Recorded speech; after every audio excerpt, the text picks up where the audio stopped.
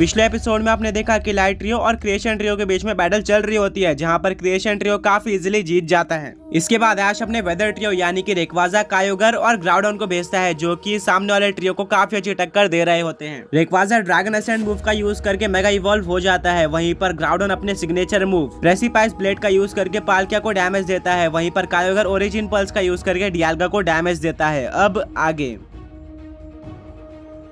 Battle continue होती है। Brock बोलता है कि आज तुम्हें याद ही होगा कि तुम्हें एक ओल्ड कपल ने कुछ ऑर्ब्स दिए थे जब तुम क्रिएशन ट्रियो को डिफीट करने जा रहे थे। ऐश अपने बैग को चेक करता है और बोलता है कि हाँ, वो ऑर्ब मेरे पास हैं। ब्रॉक बोलता है वेल, वो ब्लू और रेड ऑर्ब है जिनका यूज करके तुम ग्राउडन और कायोगर को उनके प्राइमल फॉर्म में कन्वर्ट कर सकते हो। ऐश बोलता है कि क्या प्राइमल फॉर्म में जाने के बाद तो ये पोकेमॉन काफी स्ट्रांग हो जाते हैं। ब्रॉक बोलता है कि हाँ बिल्कुल, बस तुम्हें इतना करना है कि तुम्हें रेड ऑर्ब ग्राउडन को देना है और ब्लू ऑर्ब देना है कायोगर को, जिसको होल्ड करने के बाद दोनों ही पोकेमॉन कन्वर्ट हो जाएंगे अपने प्राइमल फॉर्म में। ऐश दोनों ऑर्ब बाहर निकालता है। वो कायोगर को ब्लू ऑर्ब देता है, वहीं पर ग्राउडन को रेड ऑर्ब देता है। दोनों ही ऑर्ब को होल्ड करने के बाद दोनों पोकेमॉन शाइन होते हैं और कन्वर्ट हो जाते हैं अपने प्राइमल फॉर्म में, यानी कि ग्राउडन बन जाता है प्राइमल ग्राउडन, वहीं पर कायोगर बन जाता है प्राइमल कायोगर। अब ऐश का पूरा ट्रियो अपने फुल पावर में आ चुका था, क्योंकि कायोगर और ग्राउडन प्राइमल फॉर्म में थे, वहीं पर रेक्वाजा मेगा एवोल्यूशन में था। अब ऐश अपने ग्राउडन को हैमराम अटैक यूज करने बोलता है, कायोगर को ब्लिजार्ड यूज करने बोलता है, वहीं पर रेक्वाजा को एरियल एस अटैक यूज करने बोलता है। तीनों ही पोकेमॉन अटैक कर देते हैं। इसको काउंटर करने के लिए डियाल्गा यूज करता है हाइपर बीम का, पाल्किया यूज करता है थंडर अटैक का, वहीं पर गिरेटिना यूज करता है एंशिएंट पावर का। सारी अटैक एक दूसरे से टकरा जाते हैं और एक काफी ज्यादा बड़ा धमाका होता है, बट किसी भी पोकेमॉन को डैमेज नहीं पड़ता है। धुआं हट जाता है। अब पाल्किया और डियाल्गा अपने टेक्निक का यूज नहीं कर रहे थे, क्योंकि उनको पता चल गया था कि अब उनकी टेक्निक काम नहीं आने वाली। इसलिए सारे पोकेमॉन एक दूसरे के साथ अपने अटैक का यूज करके ही फाइट कर रहे थे और बैटल काफी ज्यादा इंटेंस हो गई थी। सारे पोकेमॉन एक दूसरे के ऊपर अटैक करके एक दूसरे को डैमेज करते जा रहे थे और वीक कर रहे थे। इतने में ही पाल्किया एक्वा टेल का यूज करता है प्राइमल ग्राउडन के ऊपर, जो कि उसके ऊपर 4 टाइम इफेक्टिव था। इससे ग्राउडन को काफी ज्यादा डैमेज पड़ता है और उसके तुरंत बाद पाल्किया यूज कर देता है हाइड्रो पंप का। ये भी ग्राउडन के ऊपर लग जाता है, बट इससे पहले कि पाल्किया एक और अटैक करता है, रेक्वाजा उसके ऊपर ड्रैगन एसेंट का यूज कर देता है, जिससे उसको डैमेज पड़ता है। वहीं पर कायोगर भी सर्फ अटैक का यूज करता है, जिससे पाल्किया के ऊपर एक काफी बड़ी वेव लगती है। इसको देखते हुए गिरेटिना और डियाल्गा भी अपने अपने अटैक का यूज करते हैं। डियाल्गा यूज करता है रोर ऑफ टाइम का रेक्वाजा के ऊपर, जो कि एक super effective dragon type attack था, जिससे रेक्वाजा को काफी ज्यादा डैमेज पड़ता है। वहीं पर गिरेटिना यूज करता है ऑरा स्पीयर अटैक का कायोगर पर, जिससे कायोगर को भी डैमेज पड़ता है। इसी तरह ये बैटल कंटिन्यू होती है। दोनों ही ट्रियो अपने अपने बेस्ट मूव का यूज कर रहे थे और एक दूसरे को काफी अच्छी टक्कर दे रहे थे, और ये बैटल बिल्कुल इक्वल लेवल पे चल रही थी। ये कहना काफी ज्यादा मुश्किल था कि कौन सा ट्रियो जीतने वाला है। शीना बोलती है कि मैंने ऐसी फाइट कभी भी नहीं देखी है। दो काफी ज्यादा स्ट्रॉन्ग ट्रियो लड़ रहे हैं। दोनों ही ट्रियो एक दूसरे के ऊपर अटैक करके एक दूसरे को वीक कर रहे थे और माउंटेन पे काफी ज्यादा डिस्ट्रक्शन हो रहा था। आसपास रहने वाले वाइल्ड पोकेमॉन भी वहाँ से चले गए थे और सारे पेड़ टूट रहे थे।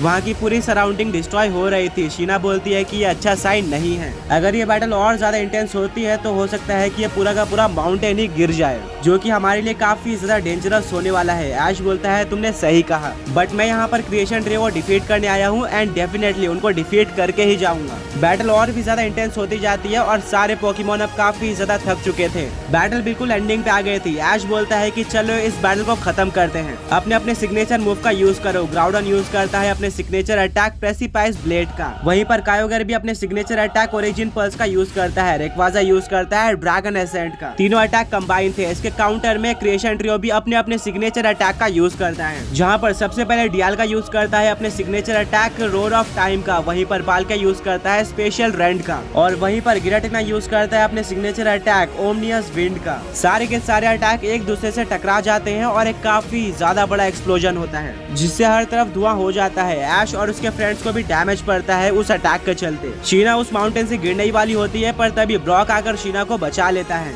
शीना ब्रॉक को थैंक यू बोलती है। वहाँ पर काफी तेज हवा चल रही होती है और सारे ही पोकेमॉन्स कहाँ पर थे किसी को भी अंदाजा नहीं था। और सबसे बड़ा क्वेश्चन ये था कि कौन जीता है। वहाँ पर धुआं काफी देर तक रहता है और फाइनली हट जाता है, और शॉकिंगली हमें देखने को मिलता है कि दोनों ही ट्रियो में से कोई भी नहीं हारा है, सबके सब खड़े हैं। ब्रॉक बोलता है इनको ऐसे ही one of the strongest legendary trio नहीं माना जाता, इनमें काफी अच्छी फाइटिंग स्पिरिट है। पर तभी ऐश को देखने को मिलता है कि कायोगर जमीन पर गिरा हुआ है और वो हार चुका है। वहीं पर क्रिएशन ट्रियो से भी डियाल्गा नीचे गिर जाता है और हार जाता है, यानी कि अब दोनों ही ट्रियो से दो पोकेमॉन बचे हुए थे जो कि आगे बैटल कर सकते थे। अब ये बैटल और भी ज्यादा इंटरेस्टिंग होने वाले थे क्योंकि ये 2 वर्सेस 2 की बैटल हो गई थी। बैटल कंटिन्यू होती है। ऐश अपने रेक्वाजा को ड्रैगन एसेंट का यूज करने बोलता है गिराटिना के ऊपर, बट गिराटिना अपने घोस्ट टाइप पावर्स का यूज करके टेलीपोर्ट हो जाता है और उस अटैक को काफी इजीली डॉज कर लेता है। वहीं पर पाल्किया रेक्वाजा के ऊपर आइस बीम का यूज करता है जो कि रेक्वाजा पर सुपर इफेक्टिव था। रेक्वाजा को काफी डैमेज पड़ता है। वहीं पर ऐश अपने ग्राउडन को सोलर बीम अटैक का यूज करने बोलता है जिसके लिए वो पावर इकट्ठा करना स्टार्ट कर देता है। पर तभी पाल्किया उसके ऊपर यूज कर देता है हाइड्रो पंप अटैक का, जिससे ग्राउडन का फोकस हट जाता है, साथ में उसको काफी ज्यादा डैमेज भी पड़ता है इस सुपर इफेक्टिव अटैक से। अभी के लिए पाल्किया और गिराटिना डोमिनेट कर रहे होते हैं। गिराटिना यूज करता है ओमिनस विंड अटैक का, जिससे काफी तेज डार्क विंड चलना स्टार्ट हो जाती है, जिससे रेक्वाजा और ग्राउडन को काफी दिक्कत हो रही होती है। ऐश ग्राउडन को ड्रैगन क्लो अटैक यूज करने बोलता है, बट हवा इतनी तेज थी कि वो पाल्किया तक पहुंच भी नहीं पाता और अटैक नहीं कर पाता है। इस हवा का फायदा उठाते हुए पाल्किया भी रेक्वाजा के ऊपर स्पेशल रन अटैक का यूज कर देता है,